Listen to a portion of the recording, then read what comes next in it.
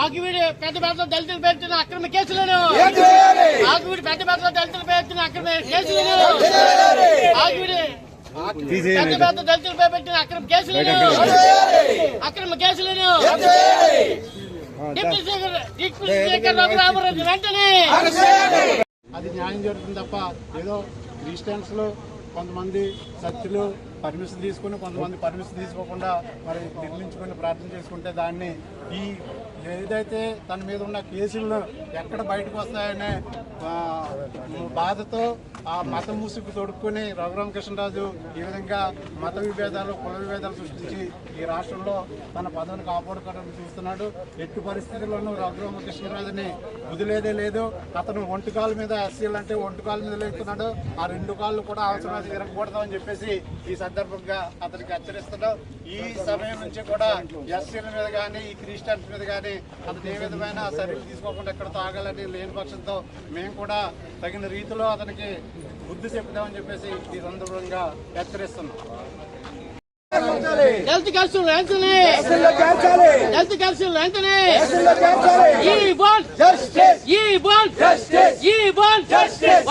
Bahujan Samaj party Andhra Pradesh Bahujan Samaj party పిలుపు మేరకు రాష్ట్రంలో అన్ని జిల్లా కలెక్టరేట్ల దగ్గర ఈ రోజు నిరసన కార్యక్రమం చేపట్టాం. దీని భాగంగా ఈస్ట్ గోదావరి తూర్పుగోదావరి జిల్లా ఆధ్వర్యంలో మనకి ఈస్ట్ గోదావరి కలెక్టర్ గారి దగ్గర వినతి పత్రం ఇవ్వడం జరుగుతుంది.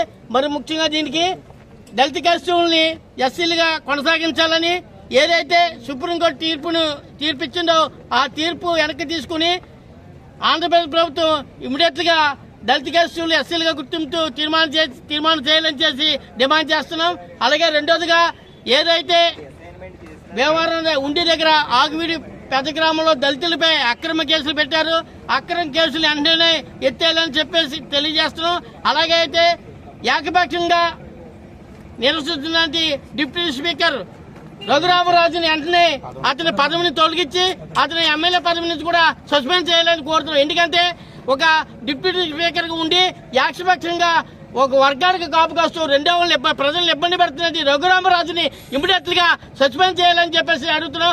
అలాగే ఈ భారతదేశంలో ఏ మూల జరిగిన చర్చలు ఉంటాయి, కానీ అవిడి నియోజకవర్గం ఉండి నియోజకవర్గంలో రఘురామకృష్ణరాజు వర్గంలో అక్రమ చర్చలు అని చెప్పేసి కూడుస్తూ అక్కడ పాస్టర్ని ఎస్సీల్ని ఇబ్బంది పెడుతుంది. రఘురామరాజుని ఇమ్మీడియట్ గా అతని పదవిని తొలగించి ఎమ్మెల్యే పదవిని కూడా తొలగించి అతని టీడీపీ ప్రభుత్వాన్ని టీడీపీ పార్టీని సస్పెండ్ చేయాలని చెప్పేసి మేము ప్రధాన డిమాండ్ చేస్తాం.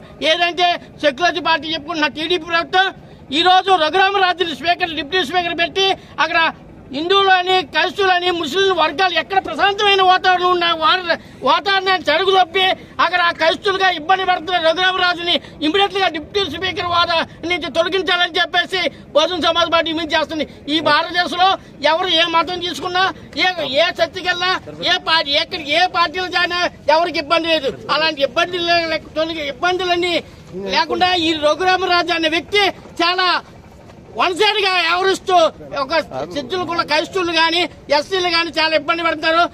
ఇమ్మీడియట్ గా డిప్యూటీ స్పీకర్ నుంచి ఆయన్ని తొలగించాలి. ఇమ్మీడియట్ గా రఘురామరాజు అనే వ్యక్తిని తొలగించి ఆ అసెంబ్లీ గౌరవాన్ని కాపాడాలని చెప్పేసి బహుజన సమాజ్ పార్టీ డిమాండ్ చేస్తుంది. దళిత కేసులు వెంటనే ఈ బాండ్